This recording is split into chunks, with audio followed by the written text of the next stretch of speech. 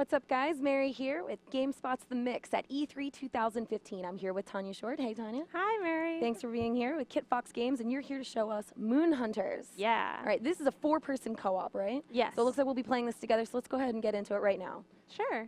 So you can play alone, but we have 4 different character classes, which is great if you want to play with your friends and try out all the different abilities. Each of the classes plays pretty differently. And we're going to skip the story for this demo because we don't have time for that. We don't have time for story. No. Let's see this gameplay. we gotta fight some monsters. So this is set in ancient Assyria, ancient Mesopotamia, and you're trying to solve the mystery of the missing moon. So you adventure out. You're an ancient hero from mythology, and you're building your mythology as you adventure through the ancient world by making choices. So you try to survive, obviously, because there's dangerous beasts out in the wilderness.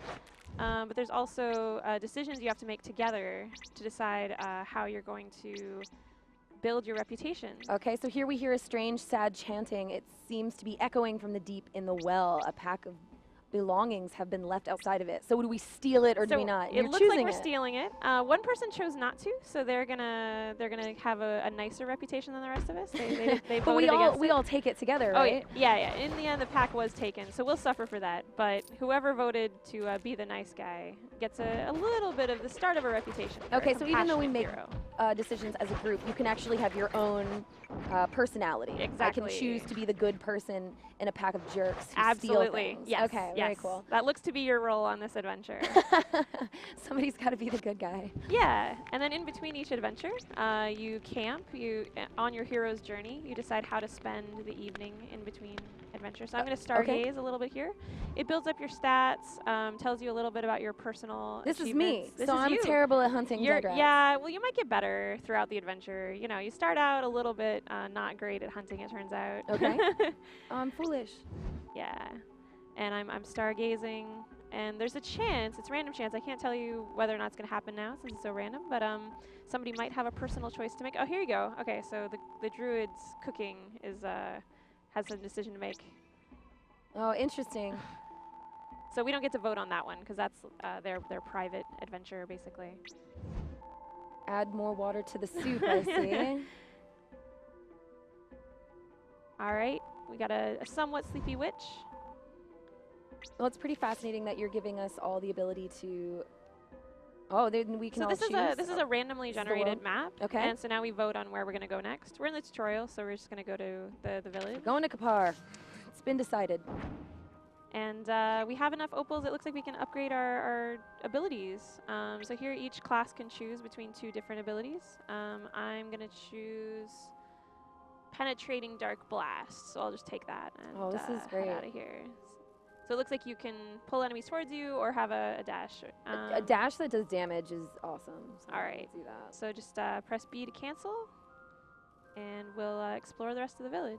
Okay. Yeah. So now you can try out your ability if you want. So the age-old tradition of stealing everyone's stuff, breaking all of their ceramics. Everything that is beloved to them. Oh man, some of the animations in this are really tremendous. I absolutely love the look of the game. I think the art direction is just fantastic. Thank it's really you. enjoyable. Yeah, I hope Sin is watching right now.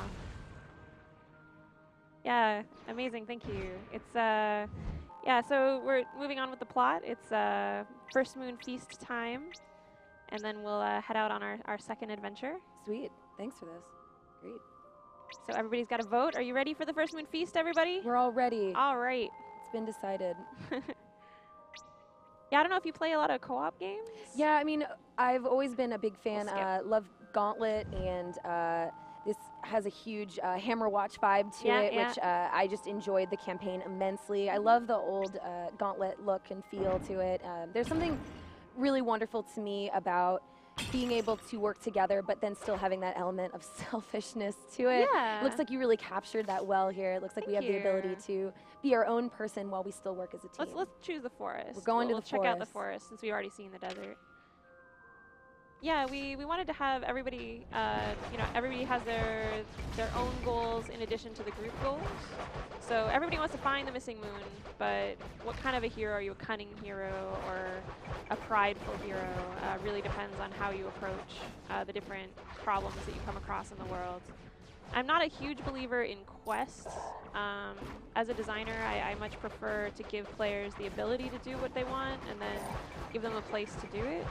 So like if we had explored around and talked to more villagers, we would have found more hints of different things we could look out for, plot threads that we could follow up on. And this level is procedurally generated, so I actually have no idea what we're going to find. Oh, it's fantastic. So it has the ability to be different every time. You get to have a new adventure, even though, and that's really good too, especially with these games, because is there permadeath, or what happens when you die? No, you're brought back to the village, so you lose some time.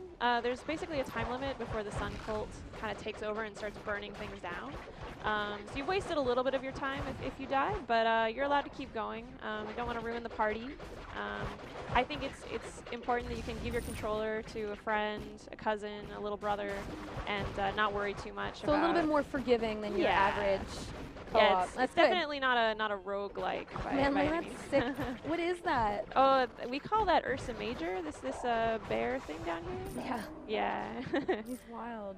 Can you ever have any specialty drops or any kind of like elite animals that maybe give you something else besides just a standard heart? And oh yeah, so there is a boss fight later in this level. I don't think we're gonna get to it. We're almost out of time, but we could fight the Sun Cult itself in this level somewhere. And we're building in a familiar system, so the party kind of gets a magical creature that follows them and helps them out in different ways, depending on the creature. But you have to find them in the wild, and you have to convince them that it's worthwhile for their time to join the party. But that's right now we have another 7 months. The game's coming out in January.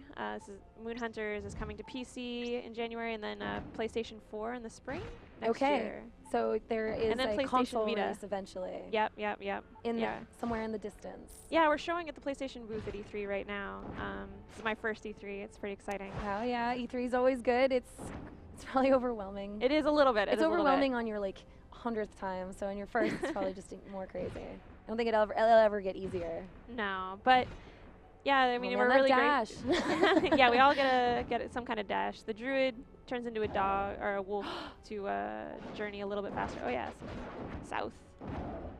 It's so cool. I love our different skills. Oh, there's somebody doing something down here. Let's talk to her. All right, we're here for the apples, but they are not for you. Yeah, Idin's actually a goddess in Norse mythology, so we've adapted her to fit into a more Mesopotamian mythology because golden apples are actually in ancient Greek as well. Golden apples actually play into multiple mythologies in the ancient world. What happens if the split is divided and it's 2 versus 2? Oh, then the leader is the tiebreaker. Okay. And the leader is the one that people tend to talk to more often. So like the village leader, you might have Seeker talk to him. It's the person with the highest charm. And when you camp, if you rest, you get more charms. You can kind of fight over who's the leader if like you fight over. Duel it out for the leader? We should add that. Right now it's really just charm, but it'd be funny if you could sway people by beating them up. That would be very ancient world politics. Well, we have little pluses coming out of us. We all get healed? If you run over the little healing, because the druid upgraded their moss ability to heal us. Oh, that's sweet. Yeah, it looks Thanks, like druid. Later on as we level up, the guys will get harder, but we'll have all these additional skills and points, which will really help us later on in the journey. Yeah, exactly. Well, that's fantastic. I absolutely love games like this. I'm really excited to see more and just kind of check this out when it actually comes out. So thank you so much, Tanya. Thank you. All right, so that was Moon Hunters. Be sure and check that out. And be sure to stay tuned to GameSpot.com for all your E3 2015 needs.